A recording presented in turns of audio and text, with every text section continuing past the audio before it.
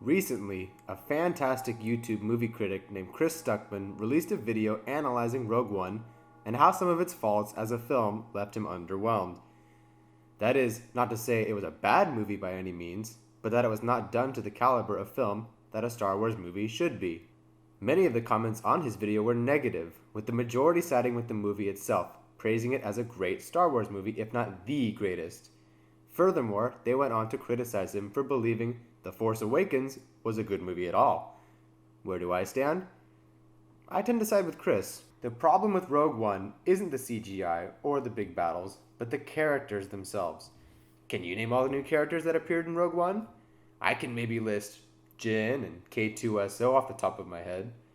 To not even be able to recall the names of the leading cast of a movie I've seen twice is astounding, especially considering I can rattle off every name from The Force Awakens, a movie that I have also only seen twice.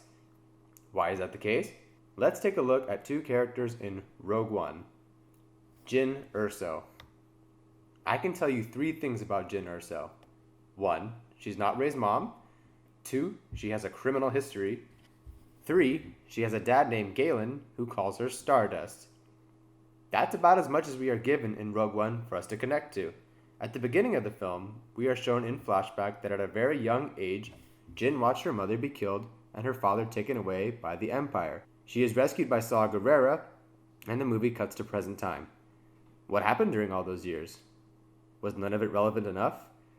What if Luke Skywalker had witnessed the burning bodies of his adopted family, and then the movie suddenly jumped to him defeating Darth Vader? Could we fill in the gaps? Maybe. But what about everything he had to learn and experience during all those missing years? A long hero's journey propelled by faith and friendship would be missing. How can we as an audience respect and admire Luke without having taken that journey with him? The only emotional clip we get from Jyn is her realizing her father is still alive and seeing him for the first time in years via hologram. And that was one of the best parts of the film. As a lead, her character was underwhelming and not given enough to be likable. The pilot. I'm referring to him as the pilot because that's all we're given to know about him. That and that he defected from the Empire because Galen convinced him to. That's it.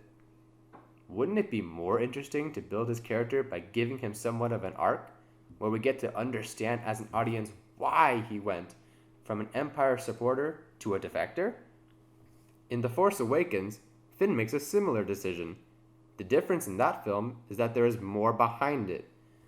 Finn, on a mission, sees an entire village of innocents massacred by the First Order as he stands there frozen. Not only that, but a fellow stormtrooper is killed in front of him and wipes a blood-soaked hand across Finn's helmet. Immediately we can side with his decision to defect, because he sees the horrors of war and the evil that comes from it. In Rogue One, we are just told, not shown, that the pilot was convinced to defect. And that's it. There is hardly a moment dedicated to giving character development or backstory to these characters, all of whom we are supposed to root for and feel emotionally attached to in one film. After these characters, one has to notice the flaws with the movie's editing.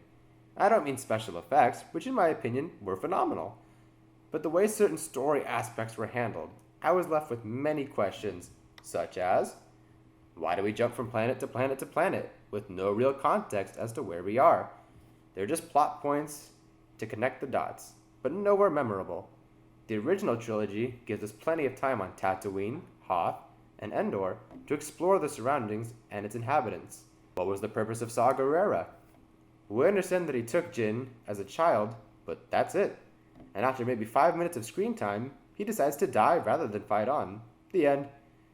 I believe this was due to some kind of reshoot, as the trailers appeared to give him more to do than what the final cut showed us. Why does Darth Vader make a pun? Arguably the greatest villain in sci-fi history is reduced to dad jokes. The whole scene just felt like a shoehorn clip just to get fanboys excited. What happened to Cassian in his past that makes him the way he is presently? He begins to talk about many things he regrets in his past, but the movie shies away from further explanation. Why did Cassian and Jyn give up once they transmitted the plans? Despite the fact that their death was inevitable, why did they just sit down and die? These two characters were built up by the movie to be survivors, doing everything they could against even good judgment to survive. so why would they give up so easily? Certain unanswered questions leave me questioning the direction of the film, something that is not buoyed in any way by good characters. When I think of a movie like Rogue One, I also tend to think of another movie with a great third act, but mostly boring preceding two-thirds, full of boring characters. And that is 2014's Godzilla.